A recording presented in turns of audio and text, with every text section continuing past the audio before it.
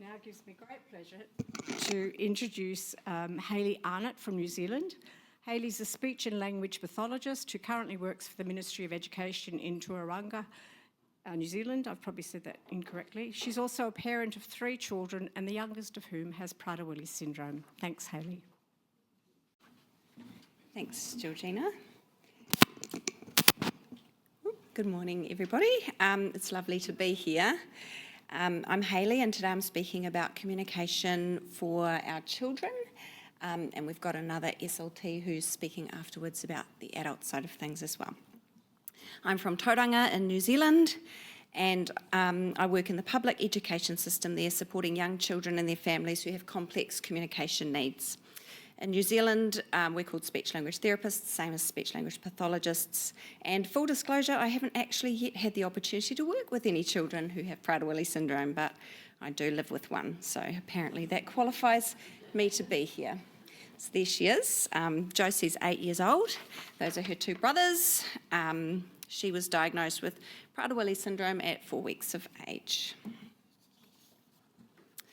Okay, today's talk will be quick, but I'm hoping to cram quite a bit in, so apologies if it feels rushed. I'll start with our very smallest friends, supporting their feeding and communication, a bit on the importance of language in those first 1,000 days, moving on to preschool and beyond, a bit about language, speech and conversation.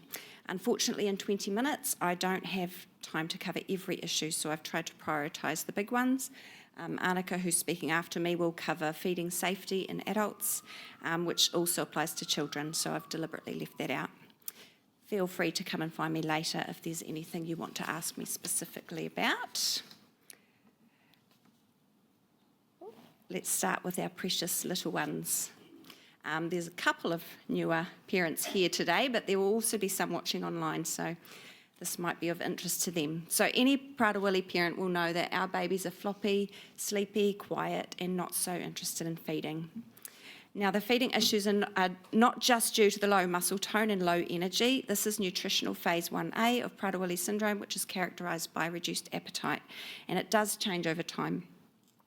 Most Prader-Willi babies will be tube-fed for at least a little while, and some for many months, until that more typical appetite kicks in and they have the stamina and strength to take in what they need. During this time, you want to be thinking about experiences that typical babies have that ours might be missing out on. Sucking and oral stimulation are important, and if you have a speech therapist involved, they will set you up with a feeding program. I think we used to do 10 minutes of bottle feeding prior to each tube feed, which they called sucking practice, but it's not just about that, it's about the oral stimulation, and Bub's associating that with getting a nice full tum. Offering the breast and having that skin-to-skin time during tube feedings is a great way to incorporate that regularly into their day. I do want to acknowledge the relentless exhaustion for parents during this time, especially if mum is expressing also. Feeding a Prader-Willi baby is much more time-consuming than usual, and add to this the stress and grief associated with diagnosis, hospital stays, tube feeding. It's a really tough time. I remember one day standing in the baby shop deliberating over different teats and flow rates to decide what to try that might help Josie take a bit more milk orally, and the lady at the shop said, "No baby will starve themselves." So helpful. For the record, that's not true. That's why we have tube feeding. For bottle feeding, Nuke teats seem to be a popular choice for Prader-Willi babies. They have a flat surface that seems to go well with the arched palate. Haberman bottles are another one that some have success with, but all little mouths are different, so find what works for your baby. The right teat can be a bit of a game changer, but at the end of the day, time is often the biggest factor, and we do just need to be patient.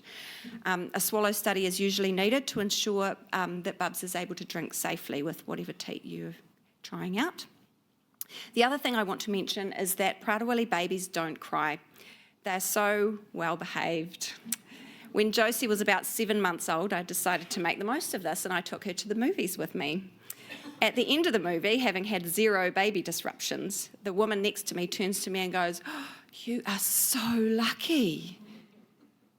I just smiled. I did not have the emotional capacity to point out that babies are supposed to cry, fuss, and cause a bit of disturbance. There is no way I would have taken her typically developing brothers to the movies at their age. So because we have such well-behaved babies, we need to be really intentional about rocking them, patting them, singing to them, cuddling them. Typically, developing babies get all this stuff automatically because they grizzle and they fuss and they fight sleep. Ours do not. And that rocking and swaying is essential for vestibular development. The cuddling and snuggling is great for their sensory system, communication, attachment, and just feeling safe and happy in general, which is essential for brain development.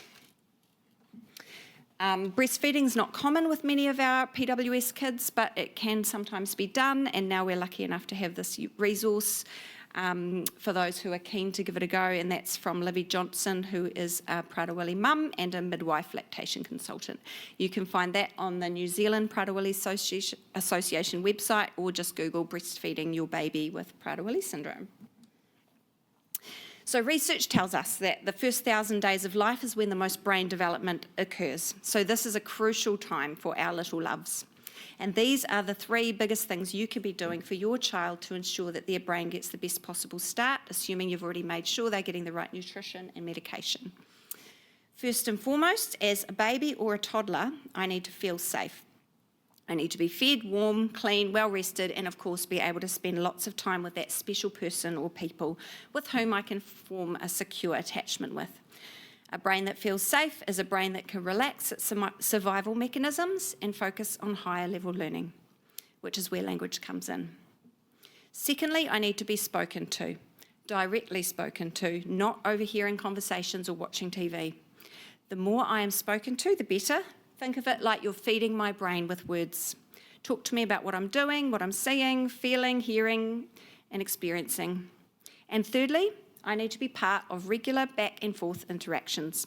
When I send you a message such as showing you something or reaching for you, I need to be responded to as often as possible. This doesn't mean you have to give me what I want every time. Saying no, not for you, is still a response. And then when I have a wee grizzle about that, you might respond to that as well, which is another conversational turn. I know, you really wanted my phone. Let's put it away. Bye-bye, phone. There's a lot of research out there that shows how very, very important this responsive, interactive communication with little people is. And unfortunately, due to modern technology, many young children these days are getting a lot less of it. A recent Australian study showed a direct link between child screen time and reduced parent-child interactions. In the study, the average 3-year-old had almost 3 hours of screen time per day, which they worked out meant they were missing out on 194 conversational turns, approximately, that they would have otherwise had with the adults around them. And that was only child screen time. It didn't take into account the amount of time that adults were spending on their smartphones. So it's no wonder that children are starting school with low oral language skills. Prader-Willi kids already have enough stacked up against them, so let's make sure we are boosting their brain development as much as possible by giving them heaps of language in those early years. So once a child is around 3 or 4 years of age, hopefully they are using lots of language. Some children with Prader-Willi syndrome are, but many are not. So you want to get your hearing checked if that's not been done already. It's important to rule any sort of hearing loss out. Otherwise, it's important to remember that a child who is not talking yet is still developing language skills. Talking is only one of the many parts of communication, and there are many foundational skills that they are busy working on in the meantime. They're learning the meaning of many, many words, the back and forth flow of interactions, the various roles of eye contact, tone of voice, gesture. There's so much to learn. They're also working out this thing called their voice and the many different noises they can make with their mouth. I would encourage pre-verbal children to play with sound as much as possible.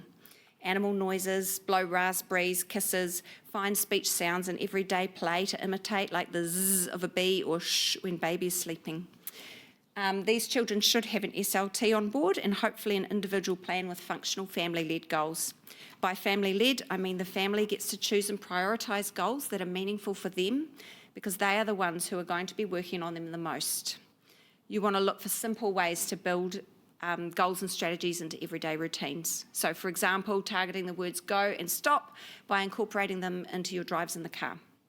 There's so many opportunities throughout the day to work on communication. And so with these children who are not yet talking, alternative communication can play a vital role. There's some examples there. We have so many different options for making language visual or more accessible to those who aren't communicating verbally yet. Signing is also a type of AAC, and a lot of parents are starting baby sign or Makaton quite young. This is great, and I would encourage this if it works for the child and the family. As the child gets older and has more to say, you might consider a visual system like one of these. A lot of people ask whether introducing a communication device is going to hinder or slow down speech development, and I want to reassure you that the opposite is actually true. If anything, this will encourage their speech development, and it will certainly build on their language skills. And by that, I mean their vocabulary, their ability to form a sentence, and to use language for a variety of different purposes. This is the stuff that they are missing out on if they can't talk yet. So by giving them a communication device, you are giving them the ability to build their expressive language skills, which is what they will need when they do start talking. If you have a child also who is talking, but that speech is really hard to understand, this can also be a lifesaver for them. A voice output device such as the GoTalk there or a communication app also provides the child with a speech model to copy, which is pretty great. They can push that button and hear the word as many times as they like, and they can try to imitate it. A word of caution, don't rush out and purchase devices or apps without trialling them first. Your SLT should be able to advise you on how to go about this. Visuals are something we all find helpful in life, and I would start using visual supports with any child with Prader-Willi from a young age. People with PWS tend to be strong visual learners, so making language visual makes a lot of sense for them. Visuals help a child understand words, understand routines and expectations, and they definitely support executive function and independence. The one on the left is a visual schedule for getting ready for school. The first then board up the top is a more basic version of that where you can just have 2 steps. Usually you might have a less preferred activity such as cleaning up, followed by a more preferred activity. These schedules also help teach the very complex concept of time and sequencing, which can be tricky to grasp. On the right at the bottom, we have some picture cards for routines. I would cut these up, laminate them, and use them to support verbal instructions. So instead of just telling the child that it's time to wash hands, you can both tell and show them. So the language is going both in here and in here. So doubling up on those brain connections. So once your child does start to talk, you might notice it doesn't come out perfectly clear straight away. Unfortunately, Prader-Willi syndrome can add some major obstacles to clear speech, a common one being apraxia of speech, which I'll go into a bit more on the next slide. But even children who don't have apraxia will usually have some phonological or articulation disorders that require some form of speech sound intervention. Velopharyngeal incompetence is something that can occur in Prader-Willi syndrome. And this is when the soft palate, which is at the back of the roof of the mouth, is not able to close off correctly. Its job is to separate the oral and nasal cavities so that we can produce nice, clear oral speech sounds. If the mechanism is not functioning properly, we get what's called hypernasal speech, meaning, I don't want to demonstrate, it's a bit awkward, but the air is escaping out of the nose, so your speech sounds are less clear. So even if the child is using their tongue and their lips correctly to articulate the sounds still would be very weak and unclear due to the insufficient oral pressure. It's been documented that a small number of Prader-Willi children experienced velopharyngeal incompetence following an adenoidectomy, but sometimes it can just occur as the child grows and the shape of their mouth and jaw changes. So it's a good thing to keep an eye on, particularly if your child has experienced a regression, and as in their speech has become more difficult to understand over time.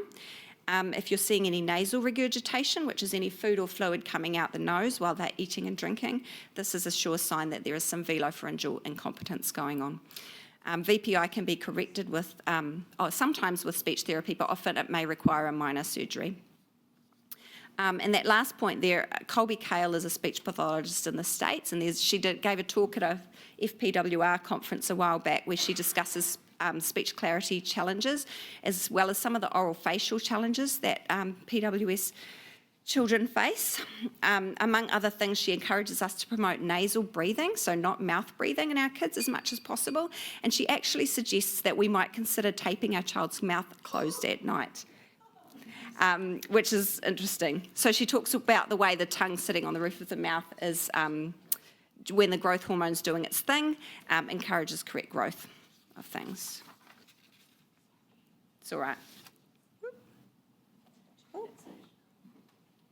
Okay, so child apraxia of speech is super common in our kids, which is quite unusual because it's not very common in the general population.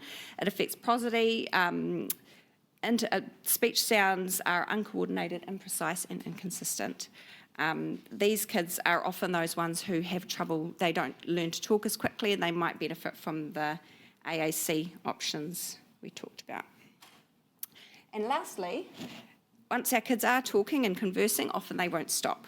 They have a lot of questions and things to tell people, and it's always a good time to start having conversations about conversation. So all of these are just examples I pulled out of my head from my interactions with my own daughter, and I'm sure that many other parents in the room could add to this list. There's many things. Communication is complex, and there's a lot of unspoken rules. But luckily, there's some good resources out there that can support us, and I'd encourage you to talk to your speech language therapist or your occupational therapist about what programs or resources would be best for your child. Social stories are great. We've used those a lot. This is a We Thinkers curriculum. It's great for small group work. My daughter loves that social skills activity book, and we got that idea off a parent Facebook group that just came off Amazon, but those Facebook groups are great places as well to get ideas and things. And that's me.